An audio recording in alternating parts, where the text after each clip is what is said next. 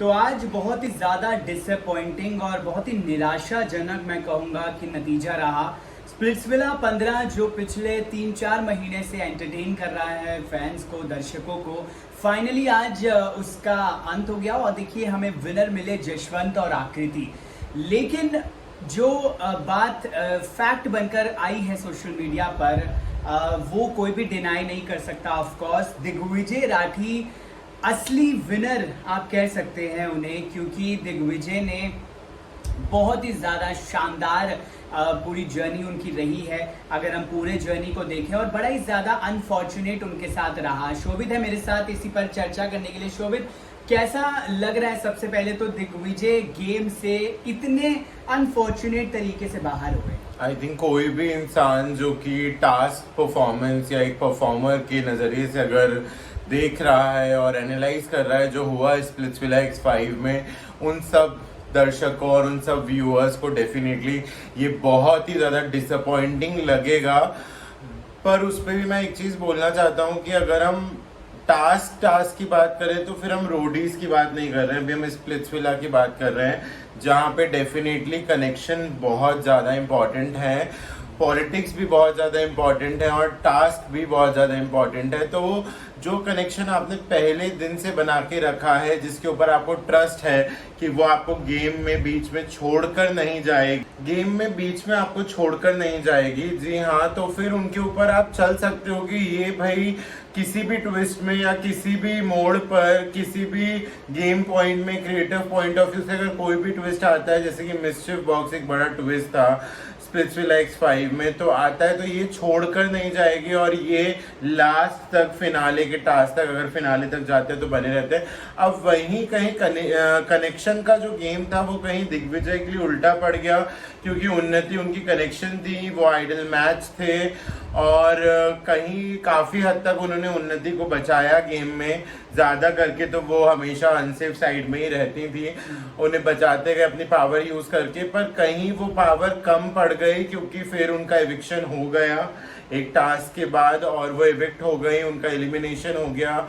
और फिर उसके बाद दिग्विजय को नायरा के साथ कंटिन्यू करना पड़ा थोड़े टाइम, और फिर डोम में एक और ट्विस्ट आया जहाँ पे power Kapil, love Kapil, idol Kapil ऐसे करके जोड़ियाँ बनी, और जिसमें उन्होंने कशिश को ने उनको पिच किया और फिर उन्होंने कशिश को चूज़ किया, और उन्हें लगा कहीं ना कहीं पूरे गेम में उसे खेलने का मौका, जीतने का मौका, या फिर एक सही पार्टनर नहीं मिला जिसपे वो डेट पे भी साथ में गए और उन्होंने कोशिश करी कि वो अपना game point of view strong करे, उसे डिस्कस करें कि भाई फिनाले तो जीतना ही है, क्योंकि वो जीतने के मोटिव से आए और उन दोनों के कनेक्शन गेम से बाहर हो गए थे। तो आई थिंक जीतने से बड़ा एक मोटिव कुछ रह नहीं गया था दोनों के लिए। और कई बार शो में दिग्विजय ने कहा कि भाई तू मुझे समझ पाएगी, क्योंकि मैं जिस सिचुएशन में तू है और उस सिचुएशन में मैं भी हूँ, तो ये एक चीज़ थी।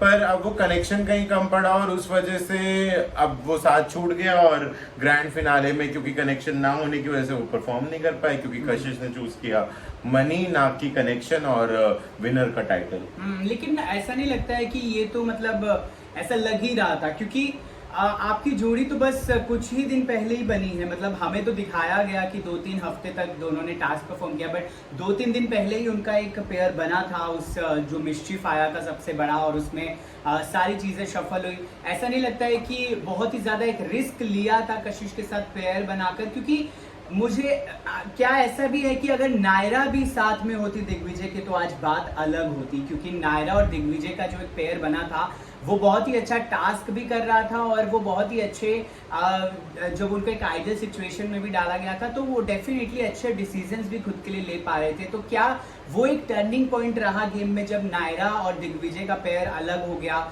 इवन आफ्टर उन्नति गोइंग ऑल्सो, उसके बाद भी दिग्विजय और नायरा का एक पेयर बना हुआ था, बट फिर वहां पे एक टर्निंग पॉइंट लगता है जो आया। मुझे ऐसा लगता है कि नायरा के साथ अगर पेयरिंग रहती, पर वही अरबाज था तो वो हो नहीं पाया, पर अगर पेयरिंग रहती तो आई थिंक दोनों में ही जीतने की बहुत आग थी, क्योंकि दोनों को लगा कि उनका रोडीज का सफ़र बहुत जल्दी ख़त्म हो गया और स्प्लिट्सविला में शायद उन्हें मौका मिला है वो सफ़र को पूरा करने का और फिर वो विनर का टाइटल जीतने का। पर अब जब उसकी बात करें कि आपको पावर छोड़ के आपको अपने पार्टनर को चूज करना था, तो डेफिनेटली नायरा जितनी डेडिकेटेड थी अरबाज के लिए, उन्होंने अरबाज को चूज किया। तो एक जो सिलेक्ट करने वाली बात है कशिश को, वो सिलेक्शन नहीं था, ऑप्शन ही अवेलेबल नहीं थे, तो कुछ कर नहीं सकते थे। वहां पे कशिश की पेयरिंग टूटी आईडी के साथ, और फिर उसके बाद वो दिग्विजय के पास आना पड़ा उन्हें, क्योंकि उन्हें भी गेम में आगे कंटिन्यू करना था। और एक ये बड़ा ट्विस्ट नहीं आता तो शायद वो कंटिन्यू भी होता, बट आई थिंक सिलेक्शन गलत नहीं कह सकते, क्योंकि ऑप्शन नहीं था, तो फिर beggars can not be choosers. अगर आपका कनेक्शन आपके साथ नहीं है, वो बीच में डंप होके स्प्लिट्सविला छोड़ के जा चुका है, तो फिर जो ऑप्शन अवेलेबल है, आपको गेम अगर खेलना ही आगे कंटिन्यू करना है, तो आपको बेस्ट पॉसिबल ऑप्शन के साथ जाना ही होता है। ऐसी सिचुएशन में मुझे याद आते हैं सिर्फ और सिर्फ जशवंत और आकृति।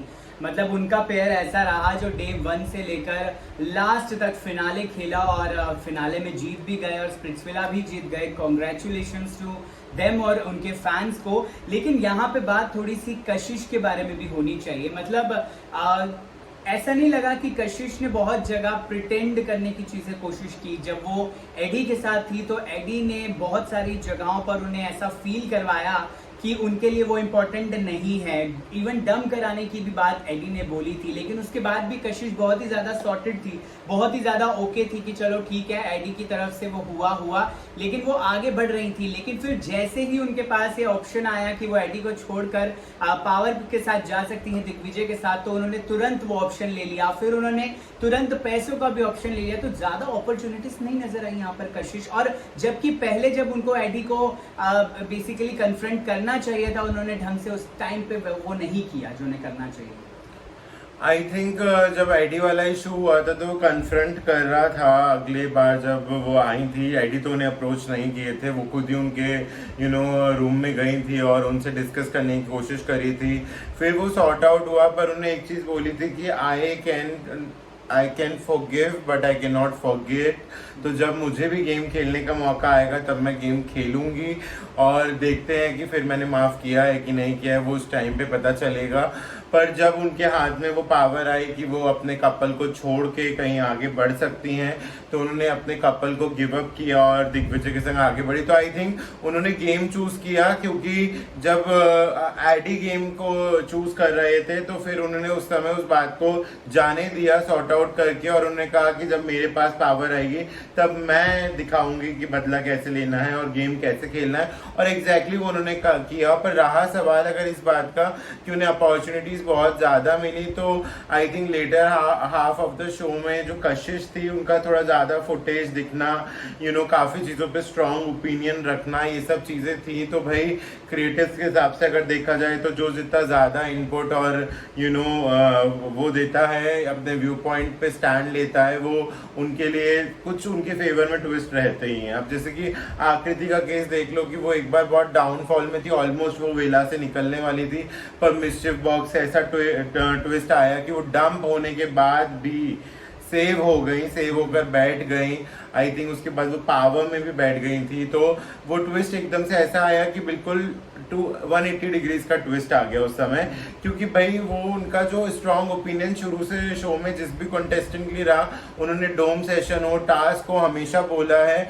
तो भाई ये तो एक व्यूअर का इंटरेस्ट, देखो वो बात जो सनी लियोनी ने भी शो में कही थी कि you can be irritated from her, you just don't want to, you might not like her, you might hate her, but you cannot ignore her। तो आकृति को आप इग्नोर नहीं कर सकते थे शो के अंदर।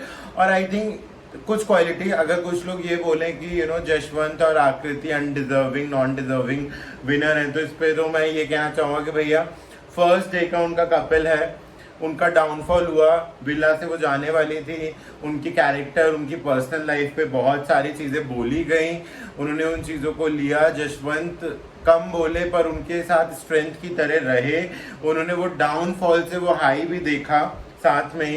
पूरा विला अगेंस्ट था, दोनों रूम में अकेले रहते थे, दोनों एक दूसरे से मतलब रखते थे, वो जीत गए क्योंकि उनका कपल गेम स्ट्रांग था, पॉलिटिकली भी उनका ठीक था, कहीं कहीं पे उनके जो वर्ड्स उन्होंने लिए, जो हुआ वो काम नहीं करा, बट हाँ कहीं कहीं पे उनकी किस्मत ने भी उन्हें साथ दिया, कह सकते ट्विस्ट ऐसे आए कि उनके साथ रहे। पर भाई अगर जशवंत के बारे में बोलूँगा तो टास्क परफॉर्मर तो वो बहुत बढ़िया है। जब वो वाला टास्क भी था कि दिग्विजय को रोकना था और क्या बोलते उन्हें क्या बोलते वो टास्क में सैबोटाज करना था, तो उन्होंने बहुत अच्छे सैबोटाज किया था, उनकी पकड़ से वो निकल नहीं पा रहे थे। तो परफॉर्मर जशवंत बढ़िया थे, गेम प्लेयर आकृति बढ़िया थी और दोनों कपल भी बहुत बढ़िया थे। तो ठीक है यार, अगर इतनी 3-4 क्वालिटी हैं जो स्प्लिट्सविला जीतने के लिए चाहिए तो आई थिंक वो एंटाइटल्ड हैं और वो जीते, वो सही भी हुआ एक हद तक, ऐसा कुछ जी हाँ, आपने सही कहा कि मतलब वो अपना डेडिकेशन उन्होंने बहुत दिखाया एक दूसरे के लिए, लेकिन मेकर्स का साथ भी बहुत मिला है उन्हें। जैसा कि आपने कहा कि एक बार डंप हो रही थी जशवंत आकृति, बट वहां पर मेकर्स ने ट्विस्ट लेकर आए लास्ट मोमेंट पर और उनको सेव कर लिया। उसके बाद वो ट्विस्ट से ही देखिए पावर में भी आ गए, आइडल मैच भी बन गए। तो डेफिनेटली वो हुआ, बट साथ में उनका विल पावर और डेफिनेटली टास्क भी अच्छा करते ही हैं दोनों, तो इसीलिए देखिए उनकी जीत हुई। लेकिन ऑन दी अदर हैंड मुझे ऐसा नहीं लगता है कि दिग्विजय या फिर दिग्विजय के फैंस को जरा भी इसमें आई थिंक डिसअपॉइंटमेंट होनी चाहिए, क्योंकि आई थिंक जिसने भी शो देखा है पूरा और इवन होस्ट के रिएक्शन भी देखकर आपको समझ आया होगा कि भाई शो के जो रियल डिजर्विंग जो है कह सकते हो आपकी एटलीस्ट एक्चुअली बुरा इस बात पे लग रहा है कि इस बात पे नहीं कि दिग्विजय शो नहीं जीत पाए, बुरा इसलिए लग रहा है कि वो परफॉर्म नहीं कर पाए।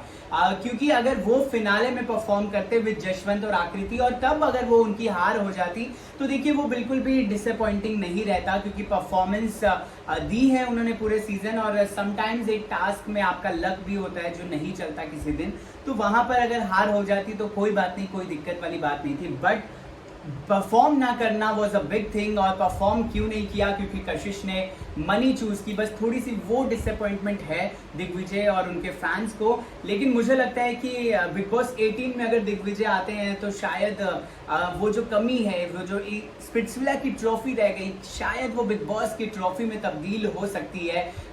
डेफिनेटली अगर ऐसा होगा तो बहुत बहुत ज्यादा अच्छा रहेगा उनके लिए। क्या कहेंगे आप बिग बॉस को लेकर? आई थिंक गेम प्लेयर अच्छे हैं, टास्क अच्छा करते हैं, फैन फॉलोइंग बहुत अच्छी है। आई थिंक बहुत लोगों का सपोर्ट और प्यार उन्हें स्प्लिट्सविला, रोडीज और मिला है। और आई थिंक ऐसा एक कंटेंडर, एक ऐसा सेलिब्रिटी डेफिनेटली डिजर्व करता है बिग बॉस 18 जैसा एक गेम, जहाँ पे आपको इतने सारे लोगों के साथ खेलना है, आपको जेन्युइन फ्रेंडशिप भी रखनी है, क्योंकि लक्ष्य के साथ उनकी जेन्युइन फ्रेंडशिप, उन्नति के साथ, डिकीला के साथ, इन सब के साथ उनकी जेन्युइन फ्रेंडशिप रही है, नाहिरा और सचिन के साथ भी। तो मुझे लगता है कि फ्रेंड्स भी हैं, व्यूअर सपोर्ट भी है, गेम चेंजर भी हैं और टास्क भी अच्छे परफॉर्म करते हैं। He is a complete package जो बिग बॉस 18 जाना चाहिए। चलिए अब यही दुआ करते हैं, यही उम्मीद करते हैं कि दिग्विजय बिग बॉस जाएं और बिग बॉस की ट्रॉफी डेफिनेटली अपने फैंस के लिए लेकर आएं। जो सपना अधूरा रह गया रोडीज का, फिर स्प्लिट्सविला का, होपफुली वो बिग बॉस में कंप्लीट होगा और ट्रॉफी जो है वो दिग्विजय के नाम होगी। Definitely hard luck, bad luck रहा उनके लिए स्प्लिट्सविला का सफर। बहुत ज़्यादा इमोशनल तरीके से, बहुत ही ज़्यादा इमोशनल वो मूवमेंट हो गया था पूरा का पूरा जब उनका इविक्शन हुआ, और बहुत ही ज़्यादा होस्ट भी यहाँ पर इमोशनल होते हुए नजर आए।